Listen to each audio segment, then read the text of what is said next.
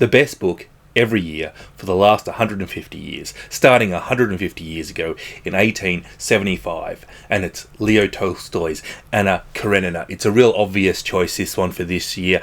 There is not a lot to compete with, and this is one of the finest books ever written, often making the best book of all time in many other people's lists. In 1876, it's Mark Twain's The Adventure of Tom Sawyer. Yeah, there's going to be a tiny bit of children's literature on this list, but I think that this is one of these books that really sort of bridges between children's and adults, and it's just a really good book. In 1877 is George Eliot's final novel, Daniel Deronda. Often this is listed as Eliot's finest novel, which is really impressive when you consider her back catalogue. And she is an author that would have featured a lot more on this list had she have lived 20 years later. In 1878 is Thomas Hardy's The Return of the Native. This is a really underrated book by Thomas Hardy and really a solid, fantastic novel. In 1879 is Henrik Ibsen's A Doll House, one of the best plays you can ever see. In 1880, we're going to France to Émile Zola's Nana.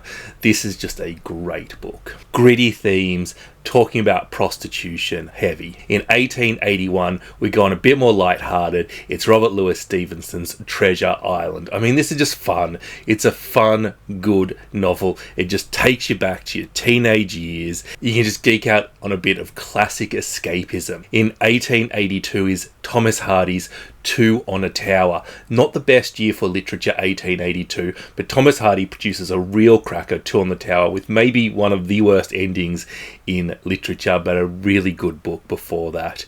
In 1883 is Émile Zola's The Lady's Paradise. This is a great novel about a shop in the centre of Paris selling women's wares and just sort of a bit of everything. It's almost like a variety shop, or if you're an Australian, a modern day Myers or whatever the equivalent is in your country, and how that sort of gets out of hand and control. In 1884, it is Mark Twain, The Adventures of Huckleberry Finn. You can't put Tom Sawyer on there without putting Huckleberry Finn on there. Both fantastic books. In 1885, it's Émile Zola's Germinal. I've already put a couple of Zolas on here. This is the last mention of him, but this is his magnum opus. This is his finest book. This is one of the best books ever written. In 1886 is Thomas Hardy's The Mayor of Casterbridge. This is just textbook brilliant Hardy. Horrible characters, misery, social criticism. Oh, it's good. In 1887 is Nellie Bly's 10 Days in a Madhouse. You just simply have to read this short little treasure of a book about a bit of detective non-fiction work at how asylums trapped women. In 1888, we're going for Richard Francis Burton's translation from Arabic of the Book of the Thousand Nights and a Nights, or the 1001 Arabian Nights, or the Arabian Nights, whatever you want to call it. It's been translated multiple times, but this is the translation that brought it to the Western world, that made us know about it, and it's just been such an influential work of literature. So many stories in here you know about. It's joy. 1889 is George Gissing's The Netherworld. I think Gissing is such an underappreciated author that people really are sleeping on. An author that I don't think anybody is sleeping on is 1890s winner Oscar Wilde, The Picture of Dorian Gray. This is just a brilliant book. One of these books that everybody talks about and you think when you get to read it, it's just going to not hold up, and it really does. In 1891 is maybe Thomas Hardy's best book, Tess of the D'Urbervilles. Super feminist, that one. In 1892 is the short story by Charlotte Perkins Gilman, The Yellow Wallpaper. In 1893, we're going back to George Gissing and The Odd Women. This is about women who lost their partners or didn't get married and couldn't find another man, and as a result were denied the means of making money and had to do with very little money despite being of a class that should have been looked after. In 1894 is an absolute must-read of German literature, Theodor Fontän's Effi Briest. In 1895 is Thomas Hardy's most miserable novel, Jude the Obscure. 1896 was the first year that Fyodor Dostoevsky's Crime and Punishment appeared in English. It is the Vitali and Co. translation. While this translation was influential and important, others have since superseded it, but you cannot deny that Crime and Punishment is an influential novel, influencing such detectives as Columbo. In 1897, and we're getting some horror in, it's Bram Stoker's Dracula. Following that up with 1898 is Henry James' The Turn of the Screw. Good couple of years for the scary books. In 1899 is Kate Chopin's The Awakening, such an iconic book of American literature. This book is so often referenced, and I think that a lot of times readers don't realise that it's been referenced because it's a little bit more obscure, but definitely worth reading. In 1900, we're going for another children's book. It's L. Frank Baum's The Wonderful Wizard of Oz, because how could we not? 1901, Arthur Conan Doyle, The Hound of the Baskervilles. Yeah, it's probably a little bit of a weaker year, 1901, but this is the best Sherlock Holmes novel by a long shot.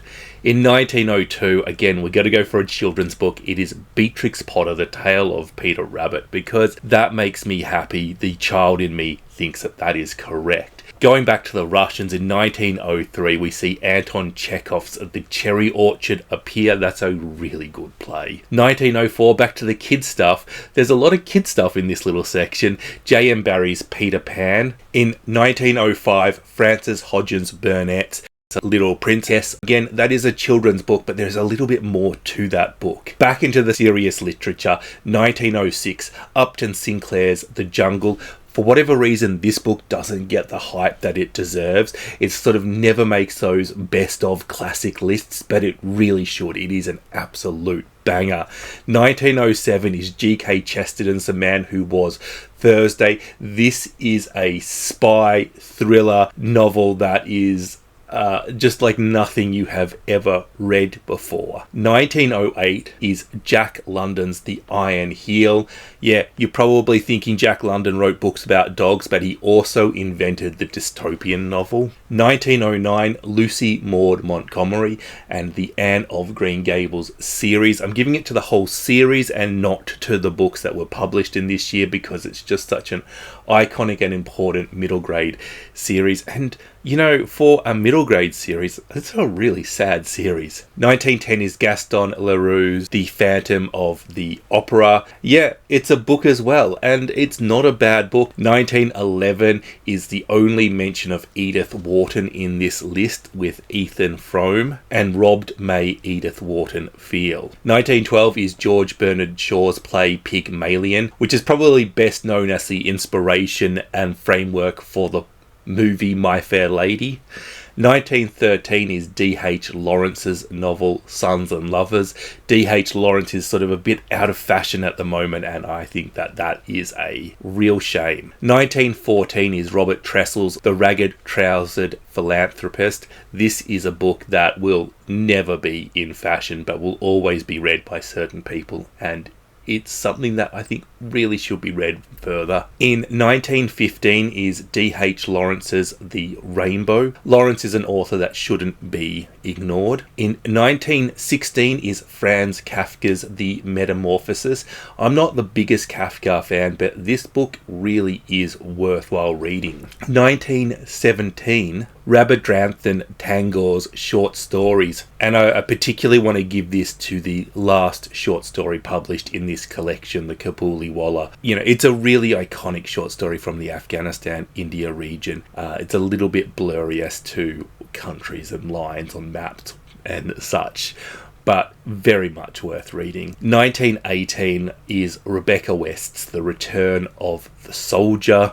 Iconic. 1919, we've got to give it to P.G. Wodehouse for My Man Jeeves. Probably not really giving it to this book, more the entire Percy Jeeves and Bertie Wooster collection. 1920 is our final mention of D.H. Lawrence and his best book, Women in Love. 1921 is Aldous Huxley's Chrome Yellow. Really underrated book, that one. 1922, Herman Heste's Siddhartha. is quite philosophical and religious. 1923 is Agatha Christie, The Murder on the Links.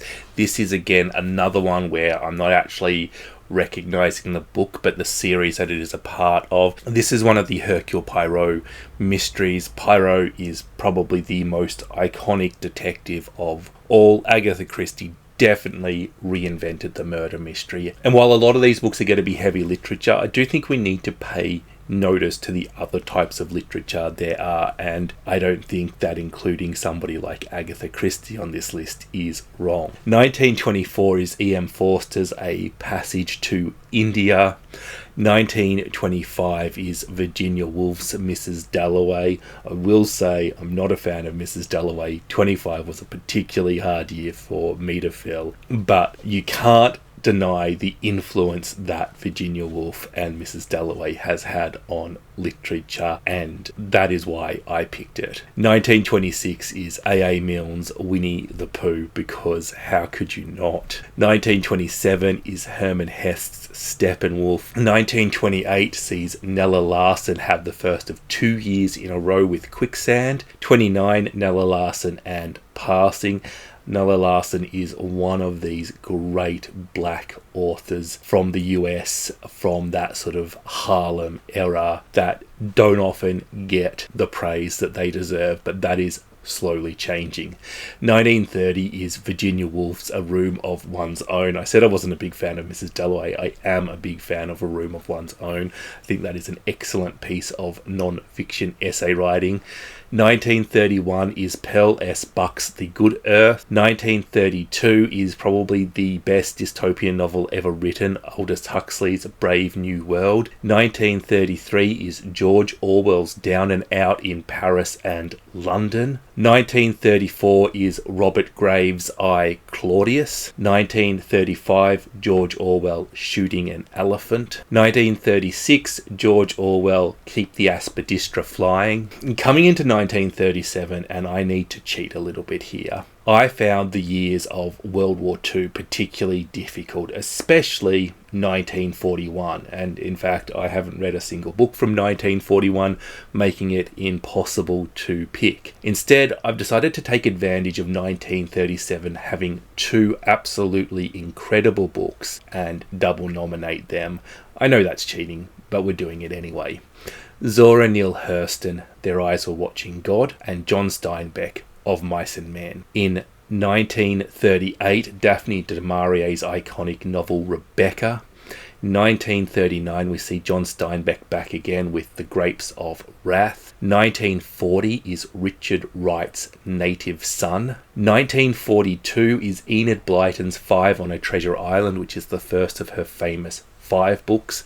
Again, not the best piece of literature from the year by a long shot, but so many readers read the famous 5 when they were young. It is one of those gateways to reading series that are so important, even if you can argue that it's the right book in the right place. 1943 is Bertolt Brecht's The Life of Galileo. 1944, Betty Smith, A Tree Grows in Brooklyn. 1945, George Orwell's Animal Farm. 1946, Anne Petrie's The Street. 1947, Anne Frank, The Diary of a Young Girl. 1948, Alan Paton, Cry the Beloved Country. 1949, George Orwell's 1984. 1950, Barbara Pym, Some Tame Gazelle. 1951, Patricia Highsmith, The Price of Salt. Was later republished under the title Carol, and when it was originally published, The Price of Salt was written by Claire Morgan so that Highsmith could remain anonymous. However, she later confessed to writing it.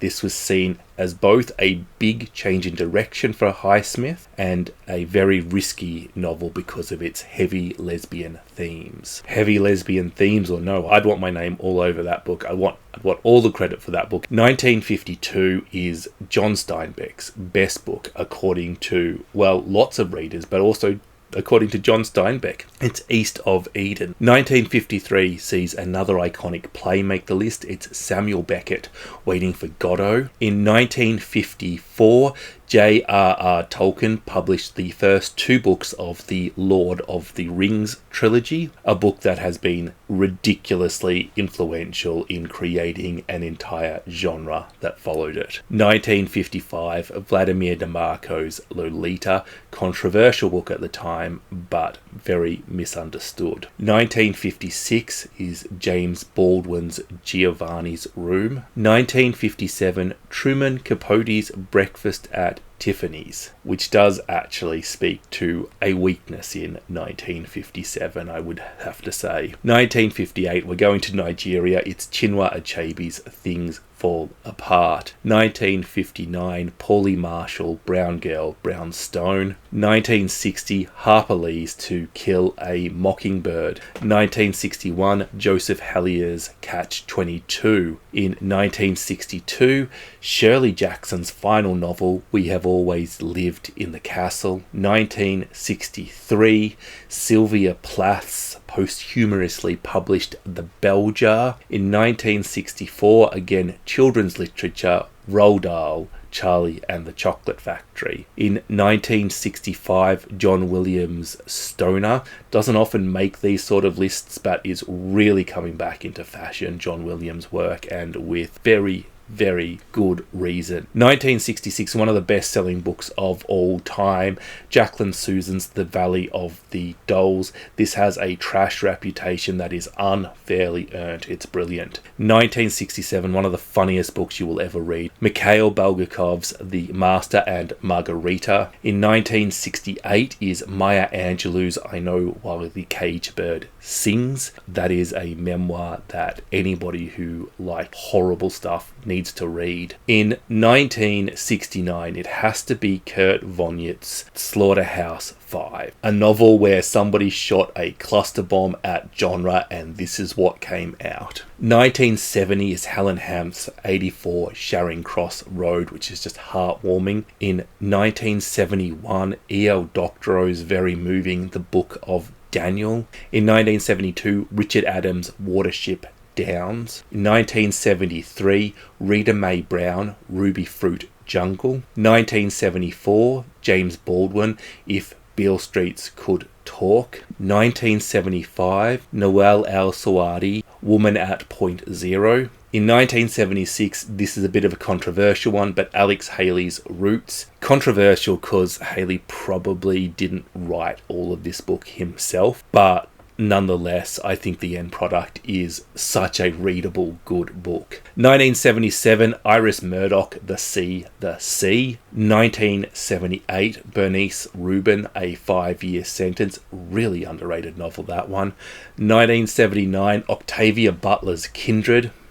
In 1980, I'm putting a graphic novel on the list. It's Art Spiegelman's Mouse. In 1981 is John Kennedy Toole's A Confederacy of Dunces. I really love the story of how this book was published. Toole committed suicide a dozen years before this novel was published. His mum found it and persuaded a publisher, after being rejected by lots of publishers, to get it published. In 1982, Kazuo Ishigiro's A Pale View of Hills. In 1983, again, I'm giving this to a series and not a book.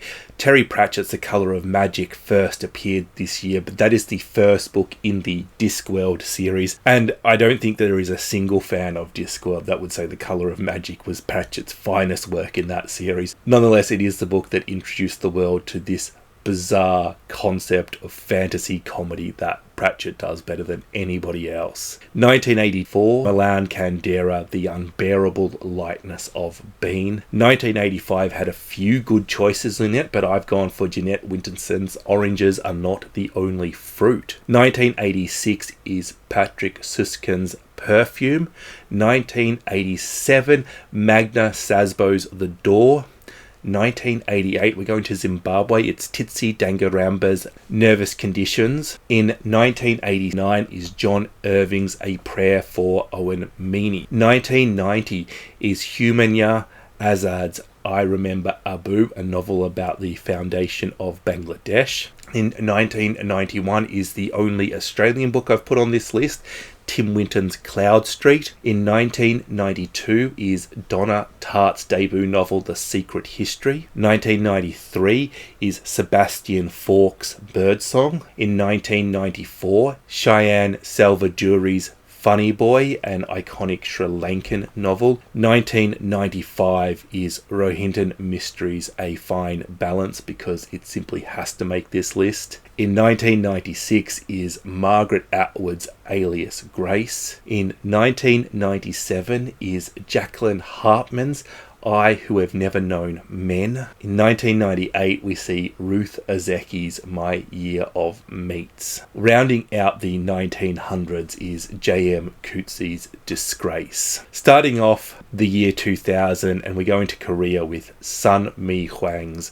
The Hen Who Dreamed She Could Fly. 2001 is Ian McEwan's Atonement. Staying in the UK for 2002 is Sarah Waters' Fingersmith, and 2003 goes to Margaret Atwood's futuristic novel Oryx and Crake. In 2004 is Ruth Ozeki's All Over Creation. In 2005 is Kazuo Ishigiro's Never Let Me Go. In 2006, Maggie O'Farrell tells a brilliant story in The Vanishing Act of Esme Lennox. In 2007, Kayla Tassani, A Thousand Splendid Suns. In 2008, we're introducing a little bit of Nordic noir to this list. It's Stig Larsson, The Girl with the Dragon Tattoo. In 2009, we're going to the Caribbean. Marlon James, The Book of Night Women. 2010, Paul Murray, Skippy Dies. In 2011 is Julian Barnes, The Sense of an Ending. In 2012 is Elena Ferrante, My Brilliant Friend. 2013 is Ruth Ozeki's The Tale of a Time Bean. In 2014 is Marlon James' A Brief History of 7 Killings. In 2015 is Han Kang's The Vegetarian. In 2016 is Cho Nam-ju's Kim Jeon, born 1982. 2017 is Camilla Shamsi's Home Fire. 2018 is Miriam Tave's Women Talking. 2019 is Bernadine Evaristo's Girl, Woman, Other. 2020, Maggie O'Farrell's Hamnet. 2021, Marion Tave's Fight Night. 2022, Maddie Mortimer, Maps of Our Spectacular Bodies. 2023, Elaine Feeney, How to Build a Boat. And 2024, Sally Rooney, Intermezzo. I have a feeling that the end of that video may be a bit controversial to a few of you viewers. You are welcome to disagree with me in the comments. I, after all, haven't read everything. Quite a few times when I was doing research for this video, I kind of thought, geez, I should put this off until I've read that book because it probably would make the list. But, you know, I didn't do that. Now, just a little bit of a note about dates. I sort of played a little bit fast and loose with them. Sometimes a novel has multiple release dates due to different markets, because it was translated, because it was serialized prior to being published. Often sources contradict each other, and in all of those cases, I've picked the dates that made the list the strongest. I've gone for good reading over the accuracy of the dates, and I make no apology about doing that. Anyway, I would love to know, what is the glaring omissions that I have made from this list? What book should have been the best book of its year, but I didn't include it? Let me know in the comments section. Thank you for watching. I hope you enjoyed this little video. Bye bye. And a big thank you to all of my wonderful Patreons.